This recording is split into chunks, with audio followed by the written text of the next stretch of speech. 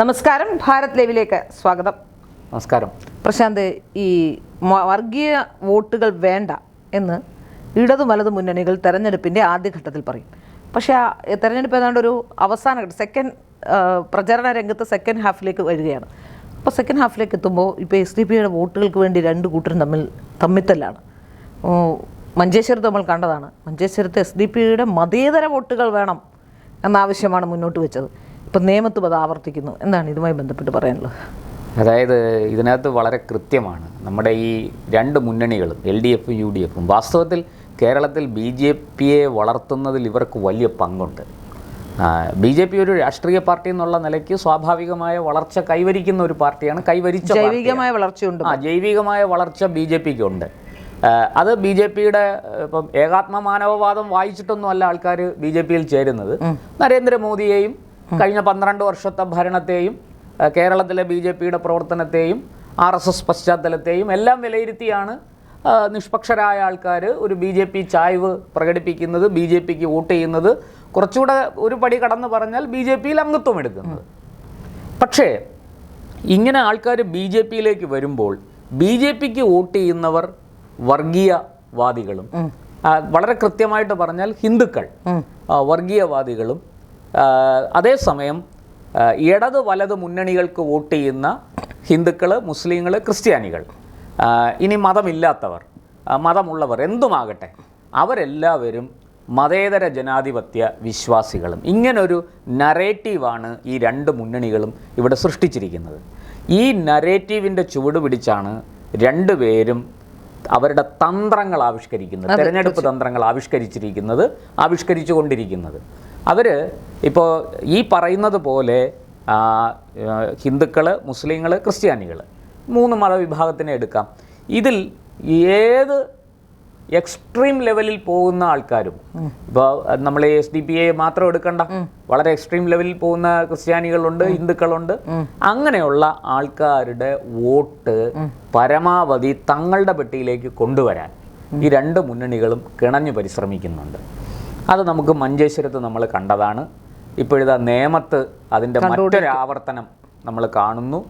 ഈ വളരെ കൃത്യമായിട്ട് SDP-യുടെ വോട്ട് മതേതര ജനാധിപത്യ വോട്ടും BJP-യുടെ വോട്ട് ഹിന്ദു വർഗീയ വോട്ടും ആയി കേരളത്തിൽ തരംതിരിക്കപ്പെട്ടിരിക്കുന്നു. ഈ രണ്ട് മുന്നണികൾ 2020-ൽ പോയ അഖിൽ മാരാറെ കഴിഞ്ഞ ദിവസം അഖിൽ മാരാർ പറഞ്ഞത് മുസ്ലിങ്ങളിൽ നല്ലൊരു വിഭാഗം അഖിലിനെ സ്നേഹിച്ചു കൊണ്ടിരുന്ന പലരും തിരിഞ്ഞു.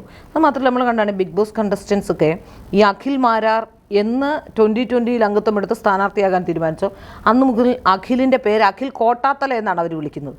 യഥാർത്ഥ അഖിൽ മാരാർ എന്ന പേര് പോലും വിളിക്കാതെ, അതായത് ഒരു BJP-യിലോ അല്ലെങ്കിൽ 2020-ൽ പോലും, അതായത് സഖ്യത്തിൽ ചേർന്നാൽ പോലും ഇപ്പോൾ നിൽക്കാൻ ചേർന്നാൽ പോലും അതിൽ സഖ്യത്തിൽ ചേർന്നാൽ പോലും അവരെ ആക്ഷേപിക്കുകയും അവരൊക്കെ വർഗീയവാദികളും ഈ പറയപ്പെടുന്ന പേരിൽ തന്നെ മുസ്ലിം ലീഗ് അടക്കമുള്ള സംഘടനകൾ, അത് നമ്മൾ കണ്ടതാണ്. വർഗീയവാദം എത്രത്തോളം ആകാമെന്ന് ഷാജി തുറന്നു പറഞ്ഞതാണത്.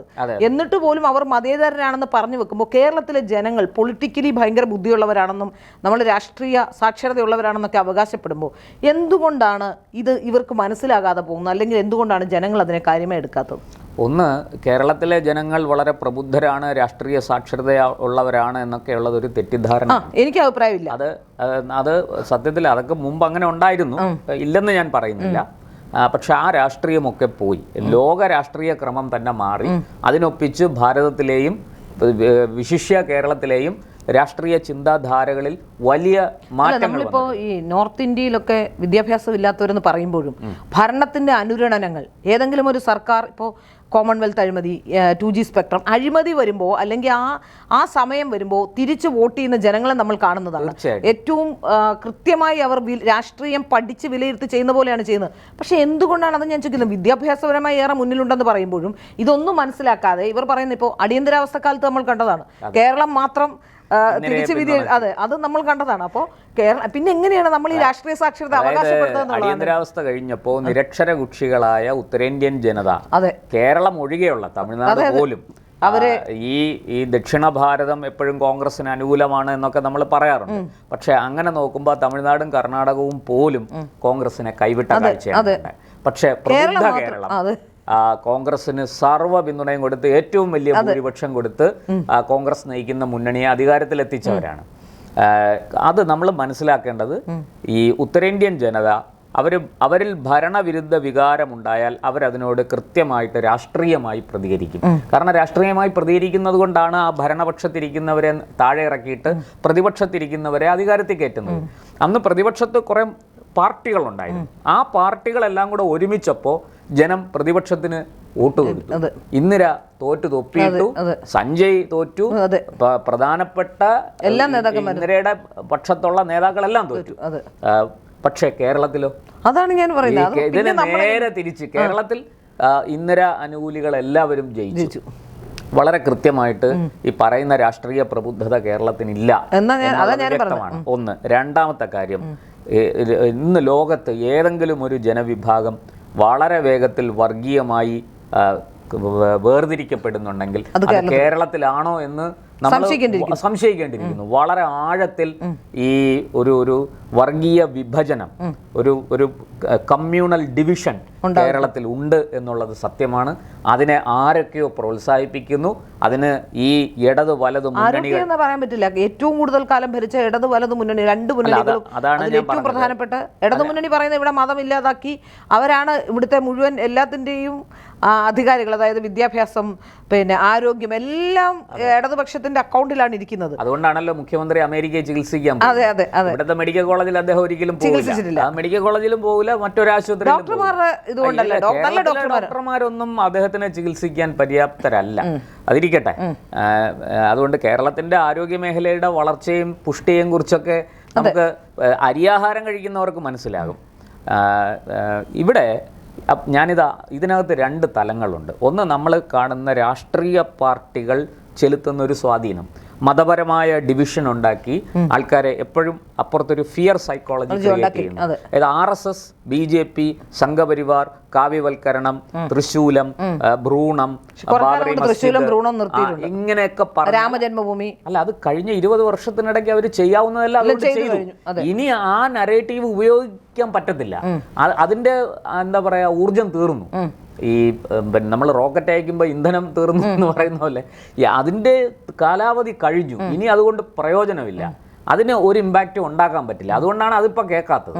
അപ്പോൾ ഇങ്ങനെ കാലങ്ങളായിട്ട്, കഴിഞ്ഞ 10-25 വർഷങ്ങളായിട്ട്, ശരിക്കും പറഞ്ഞാൽ 2000-ന് ശേഷം ഒന്നാം BJP സർക്കാർ കേന്ദ്രത്തിൽ അധികാരത്തിൽ വന്നതിന് ശേഷം വളരെ കൃത്യമായ ഒരു കമ്മ്യൂണൽ ഡിവിഷൻ ഇന്ത്യയിൽ, പ്രത്യേകിച്ചും കേരളത്തിൽ ഉണ്ടാക്കാൻ വലിയ പരിശ്രമം നടന്നു. അതിൻ്റെ ഏറ്റവും നല്ല പരീക്ഷണശാല കേരളമാണ്. കേരളം ഇന്ന് നമ്മളൊക്കെ പറയുന്നത് ഭീകരതയുടെ നഴ്സറി. തെറ്റാണ്. ഭീകരതയുടെ നഴ്സറി അല്ല, കേരളം ഭീകരതയുടെ സർവകലാശാലയായി മാറിയിരിക്കുന്നു എന്നുള്ളതാണ്. ലോകത്തെവിടെ ഏത് കൊടിയ ഭീകരനെയും അറസ്റ്റ് ചെയ്താൽ കേരള കണക്ഷൻ ഉണ്ടാവും. അൽ-ഖ്വയ്ദയുടെ ദക്ഷിണേഷ്യൻ കമാൻഡർ അറസ്റ്റിലായത് കേരളത്തിലെ കാസർഗോഡ് നിന്നാണ്. അങ്ങനെ നിരവധി സംഭവങ്ങൾ. നമ്മളിവിടെ കേരളത്തിൽ അയ്യോ വലിയ കുഴപ്പങ്ങളൊന്നുമില്ല, നമ്മൾ സമാധാനമായിട്ട് നമ്മളൊരു അഗ്നിപർവ്വതത്തിന്റെ മുകളിലാണ് നിൽക്കുന്നത്. എപ്പോൾ വേണമെങ്കിലും പൊട്ടിത്തെറിക്കാവുന്ന ഒരു അഗ്നിപർവ്വതം. ആ അഗ്നിപർവ്വതം പൊട്ടിക്കാനായിട്ട് എല്ലാ പരിശ്രമവും നടത്തിക്കൊണ്ടിരിക്കുന്നത് കേരളത്തിലെ ഇടതു വലത് മുന്നണികളാണ് എന്നുള്ളത് നഗ്നമായ സത്യമാണ്. ഇനി ഇതിൻ്റെ പുറകിൽ നമ്മൾ കാണാത്ത, നമുക്കറിയാം, പണ്ട് ഒരു IS-ൽ ചേരാൻ പോയ ഒരാൾ, ഞാനിപ്പോൾ അതിൻ്റെ കൂടുതൽ വിശദാംശങ്ങൾ പറയുന്നില്ല, അയാളുടെ ഈ ടെലഗ്രാമിലുള്ള വോയിസ് മെസ്സേജ്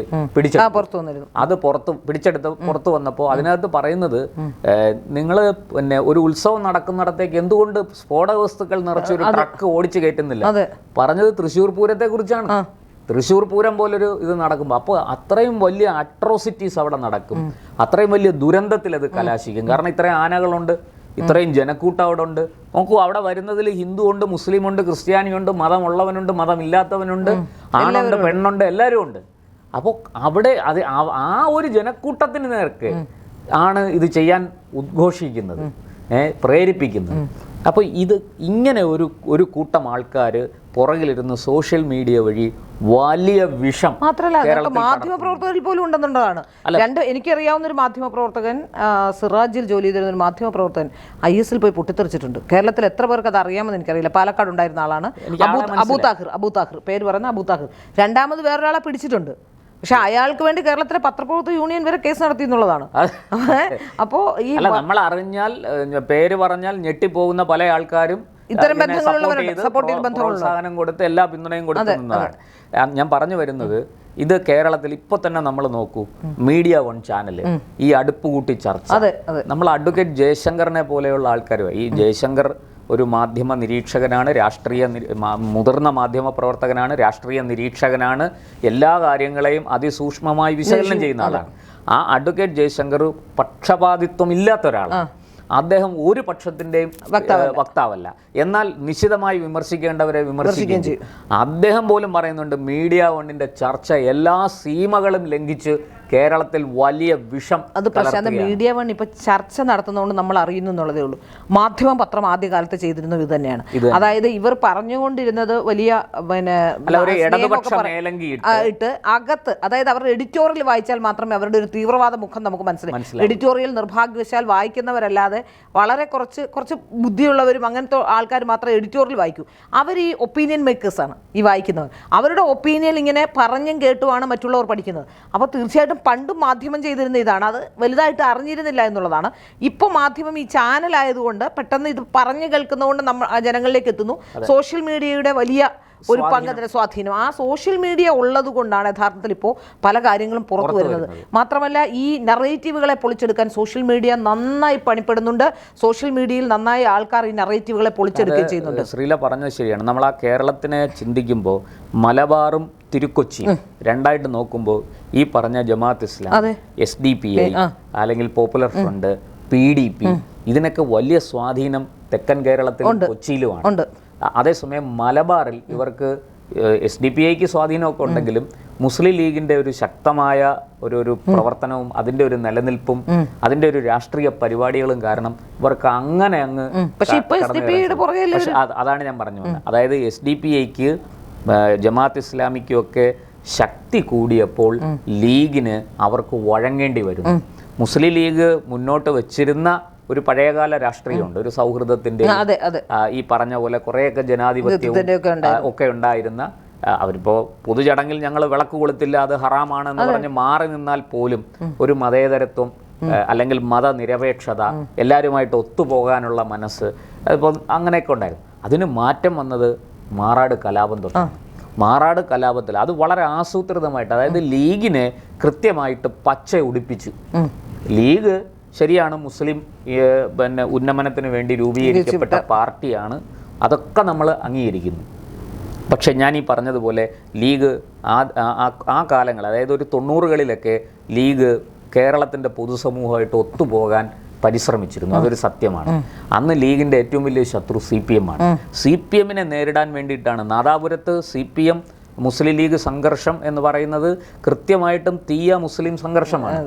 അവിടെ ഈ CPMനെ നേരിടാൻ കഴിയാതെ മുസ്ലിം ലീഗിൽ നിന്ന് വിട്ടുപോയ ചെറുപ്പക്കാർ, ഒരു കൂട്ടം ചെറുപ്പക്കാർ ചേർന്ന് രൂപീകരിച്ചതാണ് NDF, നാദാപുരം ഡിഫൻസ് ഫോഴ്സ് എന്നാണ് അതിന്റെ പേര് ആദ്യകാലത്ത്. പിന്നീടാണ് അത് നാഷണൽ ഡിഫൻസ് ഫ്രണ്ടൊക്കെ ആയി മാറിയത്. നാഷണൽ ഡെവലപ്മെന്റ് ഫ്രണ്ട് എന്ന് പുറമേയും അകമേ നാഷണൽ ഡിഫൻസ് ഫ്രണ്ട് എന്നുമൊക്കെ പറഞ്ഞ് അത് പ്രവർത്തിക്കാൻ തുടങ്ങിയത്. അപ്പോൾ ആ 2000-ന് ശേഷം ഈ പറഞ്ഞതുപോലെ കേരളത്തിലെ ഈ ഇസ്ലാമിക തീവ്രവാദ പ്രവർത്തനങ്ങൾക്ക് ഒരു വഴിത്തിരിവ് ഉണ്ടാകുന്നുണ്ട്. അത് മാറാട് കലാപമാണ്, 1ാം കലാപവും 2ാം കലാപവും. ഇതിനകത്ത് ഏറ്റവും കൂടുതൽ മുതലെടുക്കാൻ ശ്രമിച്ചത് CPM തന്നെയാണ്. അത് വേറൊരു കഥയാണ്, ഞാനിപ്പോൾ അതിലേക്ക് പോകുന്നില്ല. അപ്പോൾ ആ ഒരു കാലം തൊട്ട് നമ്മൾ ഈ പറഞ്ഞതുപോലെ കേരളത്തിൽ വലിയ ഡിവിഷൻ ഉണ്ടായിരിക്കുന്നു. ഈ ഡിവിഷൻ കേരളത്തിന് ഒട്ടും തന്നെ ഗുണകരമല്ല, വലിയ ദോഷങ്ങളുണ്ടാക്കും. ഇന്നിപ്പോൾ ശിവൻകുട്ടി, അതായത് SDPI പിന്തുണ പ്രഖ്യാപിക്കും മുമ്പ് തന്നെ നേമത്തെ സ്ഥാനാർത്ഥി ശിവൻകുട്ടി SDPIക്കാരുടെ പിന്തുണ ഞാൻ സ്വീകരിക്കുന്നേ എന്ന് പറഞ്ഞ് രംഗത്ത് വരികയാണ്. ശിവൻകുട്ടിക്ക് വേറെ നിവർത്തിയില്ല. അതുകൊണ്ടാണ് ഞാൻ പഴയകാല ശിവൻകുട്ടിയെ, ഞാൻ മേയറായിരുന്ന ശിവൻകുട്ടിയെയും അതിന് മുമ്പ് ഉള്ള ശിവൻകുട്ടിയെയും ഒക്കെ എനിക്ക് ഏതാണ്ട് അറിയാം. കാരണം ഞാൻ അദ്ദേഹത്തിൻ്റെ ഭാര്യ വീടും ഒക്കെ ആയിട്ട് അടുത്ത് താമസിക്കുന്ന ഒരാളാണ്. ആ കാലം തൊട്ടേ, കോളേജ് പഠിക്കുന്ന കാലം തൊട്ടേ എനിക്ക് അദ്ദേഹത്തിനെ അറിയാം. ആ ശിവൻകുട്ടിയിൽ നിന്ന് ഈ ശിവൻകുട്ടിയിലേക്ക് ആനയും ആടും തമ്മിലുള്ള വ്യത്യാസമുണ്ട്. ഇന്നിപ്പോൾ അത് ശിവൻകുട്ടിയുടെ കാര്യത്തിൽ SDPI ഉടനെ രംഗത്ത് വരുന്നു, ഞങ്ങൾ അങ്ങനെ ആർക്കും പ്രഖ്യാപിച്ചിട്ടില്ല. പക്ഷേ VD സതീശൻ അല്ലെങ്കിൽ കോൺഗ്രസ് നേതാക്കൾ രംഗത്ത് വരുന്നു, SDPI CPM ഡിയിലുണ്ട് എന്ന് പറഞ്ഞ്. അത് വാസ്തവത്തിൽ അത് എടുത്തു പറയാം, തെക്കൻ കേരളത്തിലാണ് അവർക്ക് ആ ഡീലുണ്ട് എന്ന് വരുത്തി തീർക്കേണ്ടത്. കാരണം CPM-ന് കിട്ടിക്കൊണ്ടിരിക്കുന്ന ഹിന്ദു വോട്ടുകൾ, ആ വോട്ടിൽ വലിയ വിള്ളൽ വരുത്തണം. ആ വോട്ട് കുറെ BJP-ക്ക് പോയാലും കുഴപ്പമില്ല. കോൺഗ്രസിനെ സംബന്ധിച്ച് BJP ഇവരുടെ വോട്ട്, CPM-ന്റെ വോട്ട് പിടിക്കണം. ഈ ഹിന്ദു വോട്ടിൽ വിള്ളൽ വന്നാൽ ഇത്തവണ കൃത്യമായിട്ട് ഇനി എന്തൊക്കെ പറഞ്ഞാലും ഈ ഡീല് അല്ലെങ്കിൽ ഈ പറഞ്ഞ പോലെ ഇടതുപക്ഷത്തിന്, കോൺഗ്രസ് ദുർബലമായിരിക്കുന്ന സ്ഥലത്ത് ഇടതുപക്ഷത്തിന് മുസ്ലിം വോട്ട് പോകും, SDPI വോട്ട് പോകും എന്നൊക്കെ പറയുമ്പോഴും കേരളത്തിൽ മുസ്ലിം ന്യൂനപക്ഷം UDF-നൊപ്പം കോൺഗ്രസിനൊപ്പം ഉറച്ചു നിൽക്കുകയാണ്. മുസ്ലിം മാത്രമല്ല, ക്രിസ്ത്യൻ കാരണം വർഷങ്ങളായി അവർക്ക് രണ്ടുപേർക്കും വലിയ പ്രതിസന്ധിയില്ല. മുസ്ലിംസിന് കുറെ കാലമായിട്ട് ഭരണം കിട്ടുന്നില്ല, മുസ്ലിം ലീഗിനും മറ്റുള്ള സംഘടനകൾക്കും, മാത്രമല്ല ക്രിസ്ത്യൻസിനും ഇത് തന്നെയാണ്. BJP-യോട് ഒത്തുചേർന്നൊക്കെ കുറച്ച് പേരൊക്കെ പോകുന്നുണ്ടെങ്കിൽ പോലും അത് വളരെ ഒരു ന്യൂനപക്ഷമാണ്. പക്ഷേ അത് 2020 വന്നപ്പോഴും കുറച്ച് പേരൊക്കെ വന്നിട്ടുണ്ടെന്ന് തോന്നുന്നു. പക്ഷെ എന്നാലും രണ്ടുപേരും ഇപ്രാവശ്യത്തെ തെരഞ്ഞെടുപ്പിൽ ഏറ്റവും കോൺഗ്രസിനാണ് കൊടുക്കുന്നത്. തീർച്ചയായും. അപ്പോൾ അവിടെ ആ കോൺഗ്രസിന് പിന്തുണ കൊടുക്കുമ്പോൾ കോൺഗ്രസിനെ സംബന്ധിച്ച് ഭൂരിപക്ഷ വോട്ടുകൾ ഭൂരിപക്ഷ വോട്ടുകൾ വിഘടിക്കുകയെങ്കിലും വേണം. അത് വലിയ തോതിൽ ഈ പറഞ്ഞതുപോലെ CPM-ന് കിട്ടുന്ന ആ വോട്ടുകളിൽ വലിയ വിള്ളൽ വരുത്തണം. അതിന് കോൺഗ്രസും ശ്രമിക്കുന്നുണ്ട്. ഇങ്ങനെ സത്യത്തിൽ പൊളിറ്റിക്കൽ ഫൈറ്റ് ആണോ കേരളത്തിൽ നടക്കുന്നത്, അതോ ഒരു കമ്മ്യൂണൽ പൊളിറ്റിക്സ് ആണോ കേരളത്തിൽ കമ്മ്യൂണൽ പൊളിറ്റിക്സ്? ഈ കാര്യത്തിലാണ് സത്യത്തിൽ കേരളം ചിന്തിക്കേണ്ടത്, കേരളത്തിലെ സാംസ്കാരിക നായകന്മാർ ചിന്തിക്കേണ്ടത്. പണ്ട് EMS നമ്പൂതിരിപ്പാട് പറഞ്ഞത് കോൺഗ്രസിനെ തോൽപ്പിക്കാൻ ഏത് ചെകുത്താനുമായിട്ടും കൂട്ടുകൂടും എന്നാണ്. അതൊക്കെ തരാതരം പോലെ മുസ്ലിം ലീഗിന്റെ അസ്പൃശ്യത മാറ്റിക്കൊടുത്തത് നമ്പൂതിരിപ്പാടാണ്. പിന്നീട് അതിനുശേഷം പക്ഷെ അതിനൊക്കെ CPM-നെ സംബന്ധിച്ചിടത്തോളം ഒരു ലിമിറ്റ് ഉണ്ടായിരുന്നു, അവർക്കൊരു അതിർത്തി അറിയാമായിരുന്നു. അതിനപ്പുറത്തേക്ക് CPM പോയിട്ടില്ല. ബദൽ രേഖ നമുക്കറിയാം, പണ്ട് ചർച്ച ചെയ്തത്, അത് അവസാനം MV രാഘവന്റെ പുറത്താകലിലാണ് കലാശിച്ചത്. പക്ഷേ അതിനുശേഷം 98-ൽ പിണറായി വിജയൻ സംസ്ഥാന സെക്രട്ടറി ആയതിനു ശേഷമാണ് കേരളം ഇന്ന് കാണുന്ന ശക്തമായ വർഗീയ ധ്രുവീകരണത്തിലേക്ക് മാറിയത്. രാഷ്ട്രീയ ധ്രുവീകരണം എന്നതിനപ്പുറത്തേക്ക് കേരളത്തിൽ അതിശക്തമായ വർഗീയ ധ്രുവീകരണം ഉണ്ടാക്കിയെടുത്തത് അദ്ദേഹത്തിൻ്റെ നേതൃത്വത്തിൽ CPM തന്നെയാണ്. അത് 98-ന് ശേഷമാണ് സംഭവിച്ചത്. എന്തായാലും കേരളത്തിലെ ഇന്നത്തെ ഈ തെരഞ്ഞെടുപ്പ് കഴിയുമ്പോൾ നമുക്ക് കുറെ കൂടെ വ്യക്തമാകും. ഒരു വശത്ത് ഈ വർഗീയ ധ്രുവീകരണം വളരെ ശക്തമായി മുന്നേറുമ്പോൾ മറുവശത്ത് ഒരു വിഭാഗം വേറെ വഴിയില്ലാതെ, സത്യത്തിൽ അങ്ങനെ തന്നെ പറയണം, BJP-യുടെ സൗന്ദര്യമോ അവരുടെ ശക്തിയോ ഒന്നും കണ്ടിട്ടല്ല, കേന്ദ്രത്തിലെ നരേന്ദ്രമോദിയെയും അമിത്ഷായെയും അല്ലെങ്കിൽ RSS-നെയും ഒക്കെ കണ്ടുകൊണ്ട് നിഷ്പക്ഷരായ കുറേ മനുഷ്യർ, എന്നാൽ പിന്നെ ഞങ്ങളുടെ വോട്ട് BJP-ക്ക് കൊടുക്കാം, ഈ വർഗീയവാദികൾക്ക് വേണ്ട എന്നൊരു നിലപാടിലേക്ക് വരുന്നു. അത് BJP-യുടെ രാഷ്ട്രീയ പോരാട്ടങ്ങളുടെ ഒന്നും മെച്ചമാണ് എന്ന് ഞാൻ പറയില്ല.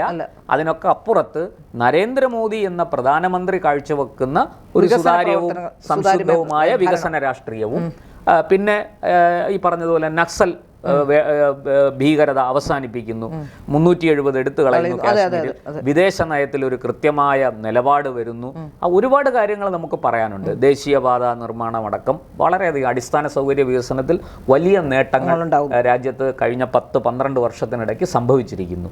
ഇതെല്ലാം സാമ്പത്തിക മേഖലയിൽ ഉൾപ്പെടെ, ഞാനത് വളരെ ആഴത്തിൽ പോകുന്നില്ല.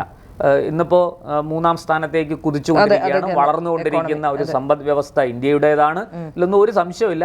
ഇതല്ല ഡെഡ് എക്കോണമിയാണെന്നൊക്കെ രാഹുൽ ഗാന്ധിയെ പോലുള്ളവർ പറയുമായിരിക്കും.